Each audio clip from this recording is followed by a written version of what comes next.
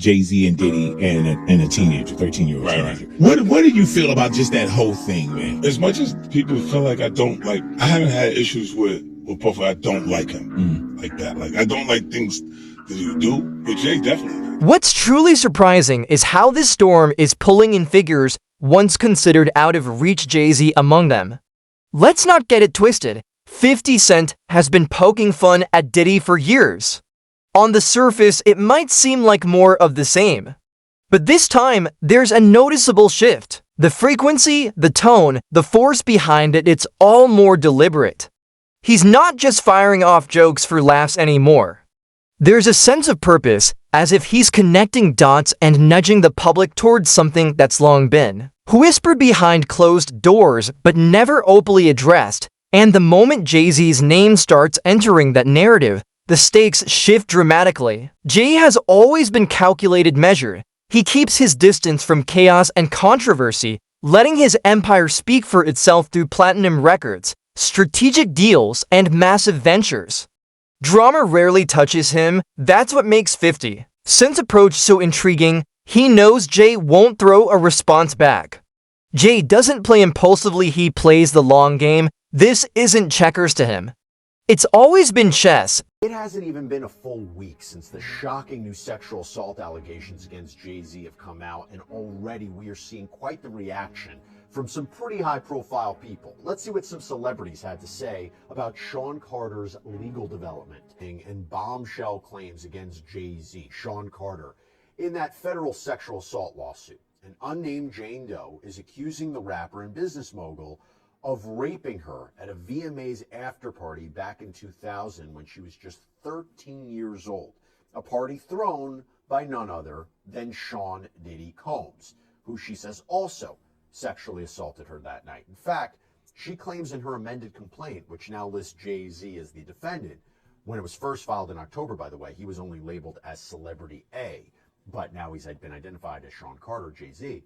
But in the complaint, it states, Combs then threw plaintiff toward a wall, causing plaintiff to fall.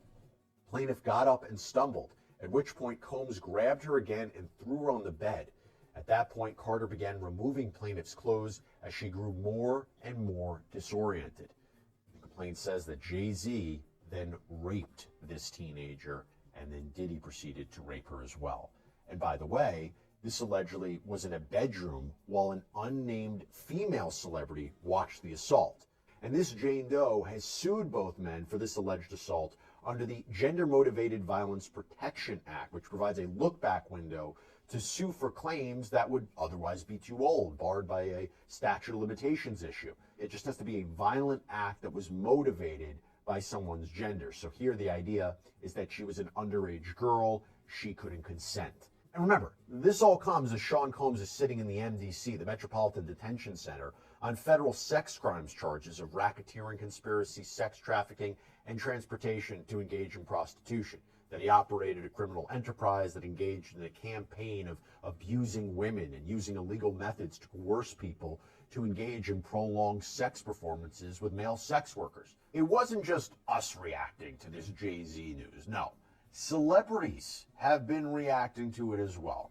And I think a good place to start would be with rapper 50 Cent. Why? Why him? Because he has already been quite vocal during the Sean Combs legal saga. For instance, after the raids by federal agents on Combs' properties months ago, before his arrest, 50 Cent posted on Instagram, "Now it's not Diddy do it, it's Diddy done.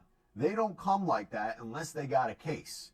And he has posted several memes mocking Combs' legal troubles. He also shared a video from someone on social media that called Combs too freaky for society.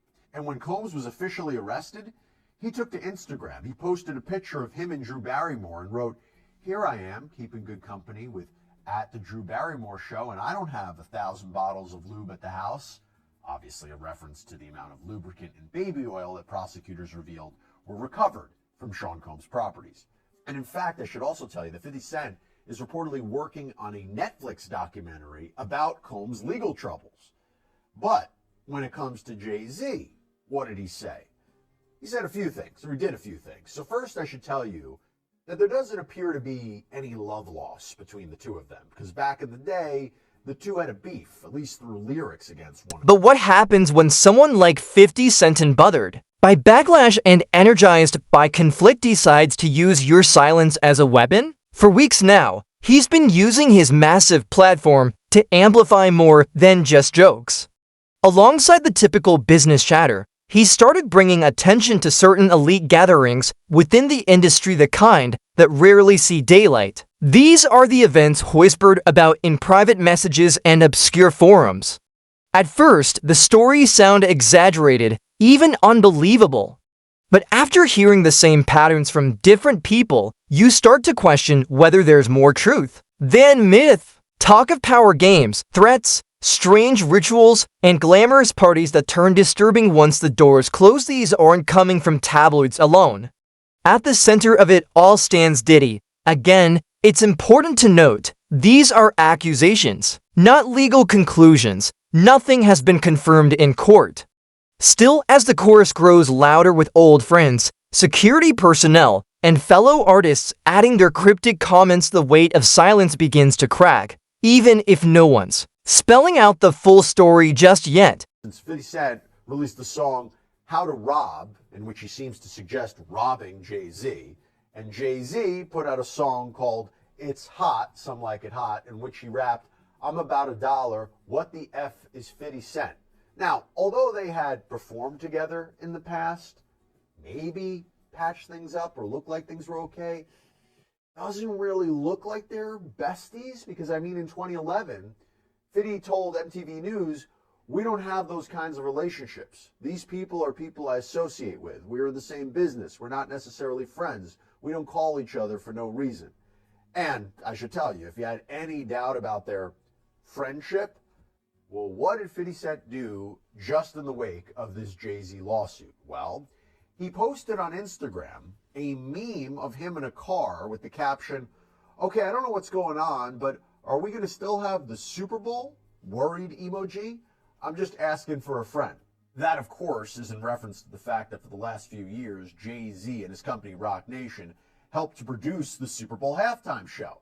But he really wasn't done there, because you know how right after the lawsuit was filed, I mean less than 24 hours, Jay-Z, his wife Beyonce, their 12-year-old daughter Blue Ivy, and Beyonce's mom Tina Knowles attended the LA premiere of Mufasa, the Lion King. This is what we talked about in a previous sidebar. But now, in a deleted post on Instagram, 50 Cent wrote, Jay said they said I raped a kid. Everybody get dressed. We go to see Mufasa. Seemingly poking fun at him for going to a movie premiere in the wake of these brand new allegations. Now, to be clear, Beyonce and Blue Ivy both star in that movie.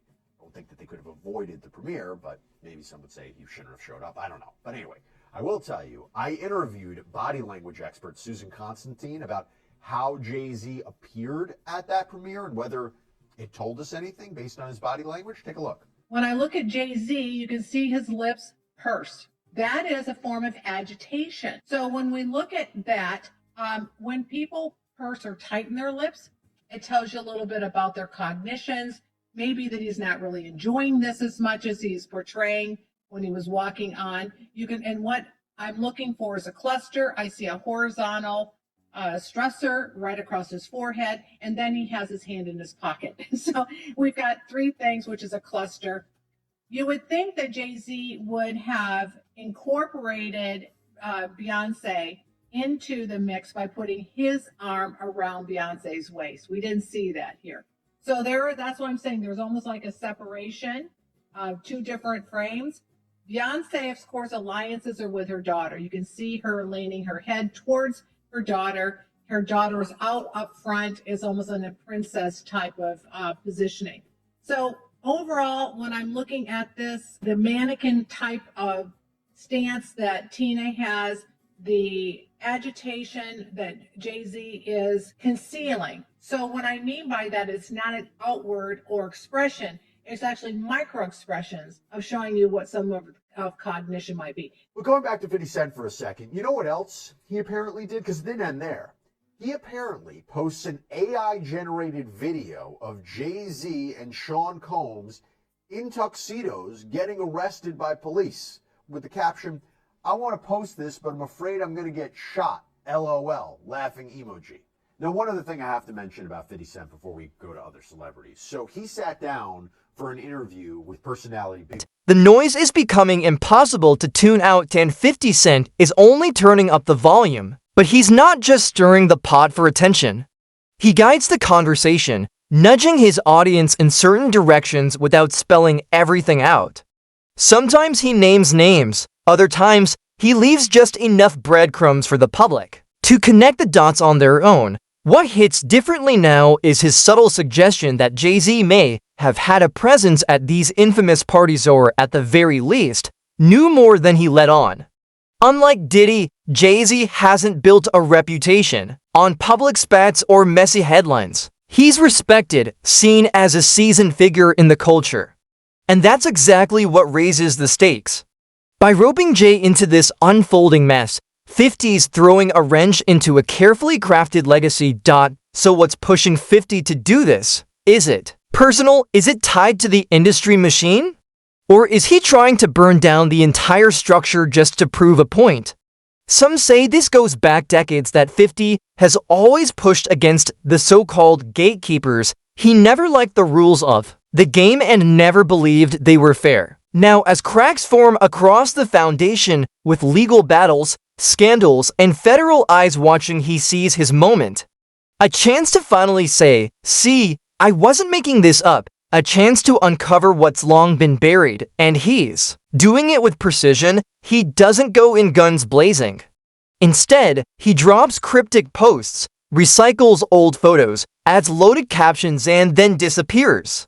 But his followers get it. They pick up the clues and run with them. Soon, the internet becomes a hive of speculation.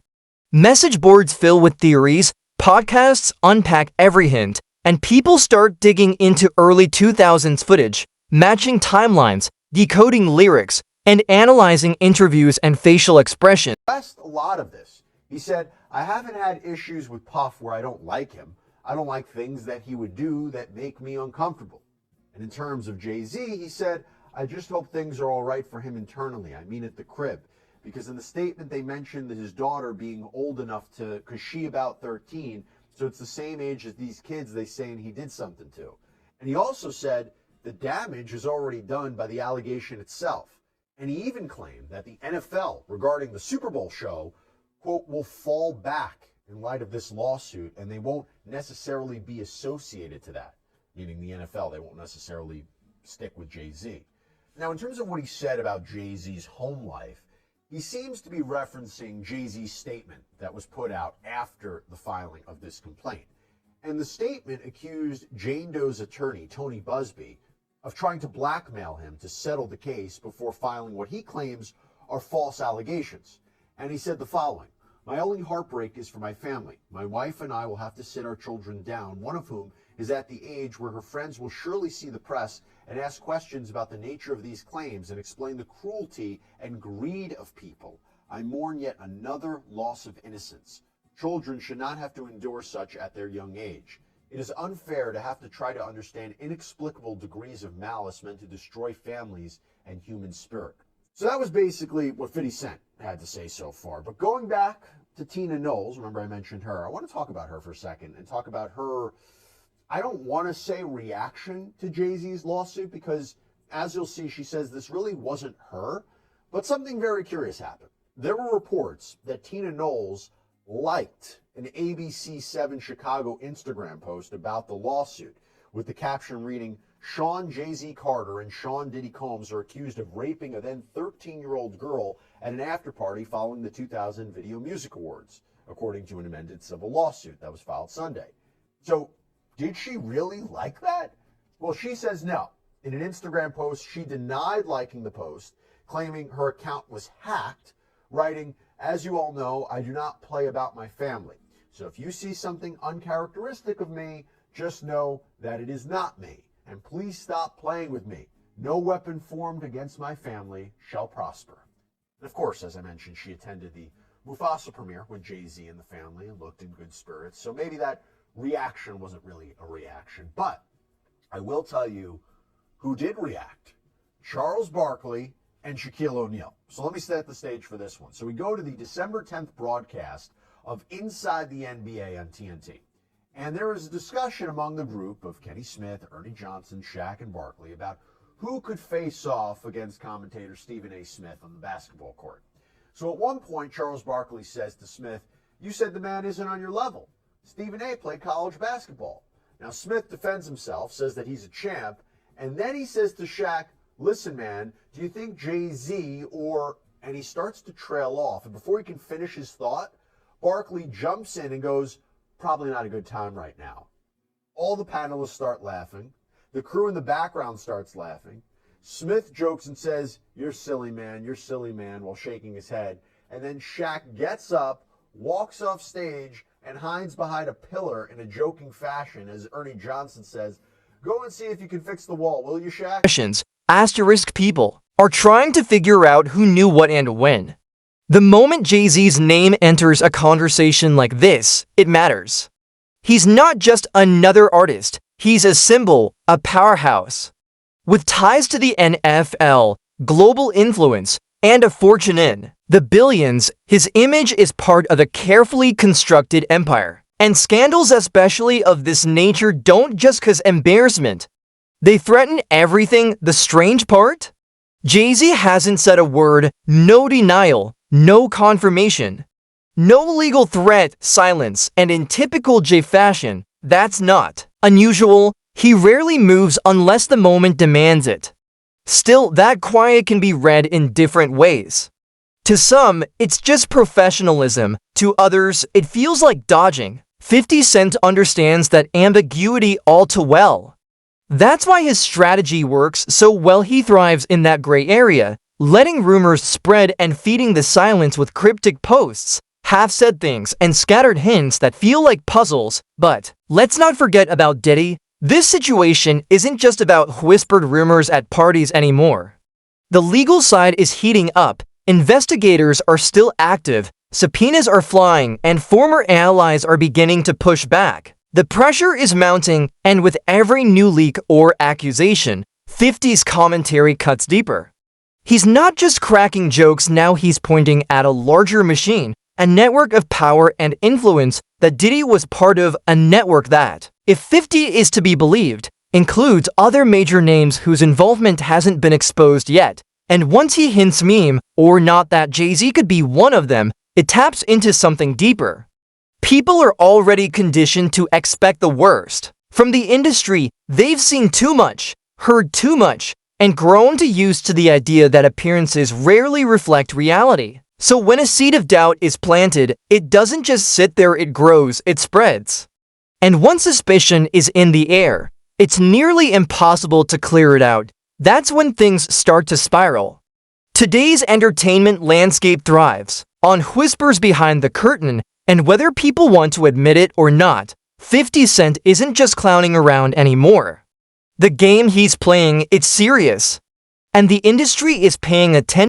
She was raped by both of these musicians at a Video Music Awards after party back in 2000.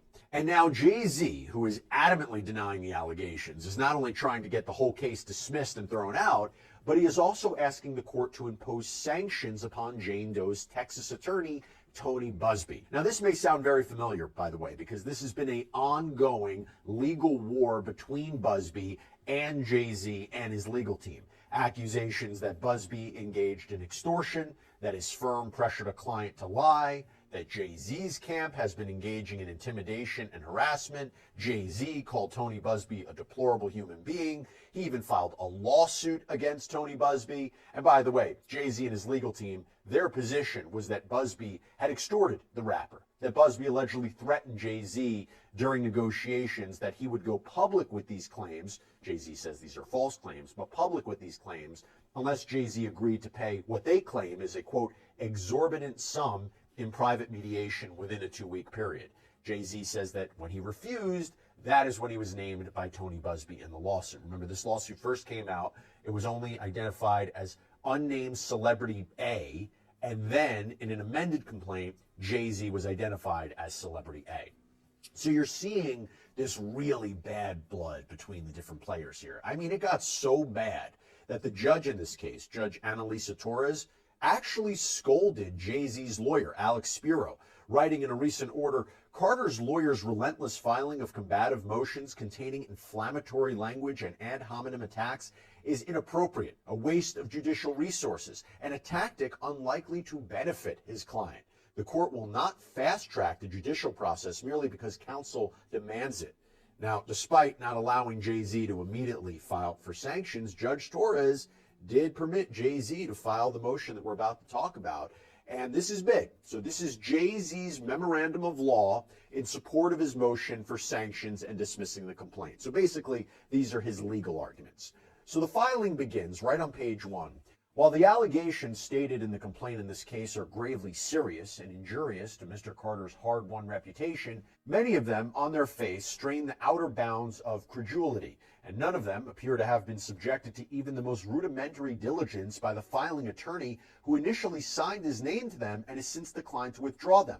Because the federal rules and professional ethics require more of a filing attorney, Mr. Carter now respectfully seeks appropriate sanctions. And by the way, when we're talking about sanctions under Rule 11 of the Federal Rules of Civil Procedure, we're talking about a way to punish attorneys for really bad conduct. Usually it's a monetary punishment. It's rare. It's rare. You don't see this all the time. You have to be talking about really egregious bad behavior. Rule 11, it's about making false representations to the court, filing a lawsuit for an improper purpose, like merely to harass someone, that you're asserting claims or defenses that are not backed up by the facts, the law, the evidence. The bottom line here is that Rule 11 requires attorneys to conduct reasonable inquiries into the facts and into the law before they file. Makes sense, right? Well, Alex Spiro, Jay-Z's attorney, claims that Tony Busby violated Rule 11 by, quote, either knowingly making false allegations about Mr. Carter in the amended complaint, failing to conduct an adequate investigation into the complaint's factual allegations, or at a minimum, failing to withdraw the complaint once it became clear that numerous allegations in the complaint are false and the others are therefore at least highly suspect. So what do they mean by these allegations are false? Well, here is where it gets a little tricky for Jane Doe, because NBC News actually interviewed her, and they looked into this case. They looked into her claims. And here's what the filing says. NBC News journalists determined that a number of allegations were either false or highly doubtful. For example, paragraph 44 of the complaint claims that the party, again, this is the party where she claims she was assaulted, the party occurred at a large white residence with a gated U-shaped driveway that was approximately 20 minutes from the VMAs by car. But photographs show that after the VMAs, Mr. Carter attended a party at Lotus, a nightclub in New York. And by the way, there is a photo included here provided by Alex Spiro of Jay-Z at what appears to be a party with a lot of people. Later on in the memorandum, he writes, other photographs from that evening also show Mr. Combs with his then girlfriend, the musician and actress Jennifer Lopez, at two different establishments, Lotus and Twirl, neither of which was a large residence with a U-shaped driveway. And there is another photo that is included. This time it's of the pair, Jennifer Lopez, Sean Combs, and there is a caption at the bottom that says that they are at a MTV Video Music Awards after party at Twirl on September 7th, 2000. But that is not the only alleged inconsistency. You see, Jane Doe has claimed in her complaint that she was able to escape this situation and run away to a nearby gas station, call her father to pick her up. Well, the filing says, paragraph 60 states that after the alleged assault, plaintiff's father drove to pick her up. But her father has no recollection of doing so, despite the fact that it would have been a 10-hour drive round trip to retrieve his 13-year-old daughter from a random gas station. And yeah, that was included in the NBC report. It was a big part of it because this accuser's father told NBC, quote, I feel like I would remember that and I don't. I have a lot going on, but I mean, that's something that would definitely stick in my mind. Now, Spiro continues in this filing saying paragraph 46 states that plaintiff spoke to celebrities at the alleged party, but when journalists pressed her as to which celebrity she spoke with, she named a person who was in Chicago that evening performing a concert. So Spiro explains a little bit more about this later on in the filing where he writes, plaintiff also claimed with certainty that she spoke with musician Benji Madden at the alleged party about his tattoo, The Last Supper. She supposedly remembers this interaction with clarity because she has a religious background, so it was something to talk about.